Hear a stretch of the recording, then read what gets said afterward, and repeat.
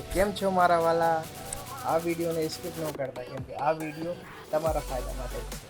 મિત્રો, આજ અમે તમને લાવ્યા છીએ સાયલાના સૌથી વિશ્વસનીય અને સૌથી સસ્તું ઇલેક્ટ્રોનિક સ્ટોર ઉપર, જ્યાં તમને mobile, TV, refrigerator, washing machine, AC અને તમામ બ્રાન્ડેડ ઇલેક્ટ્રોનિક્સનું સૌથી મોટું કલેક્શન મળશે.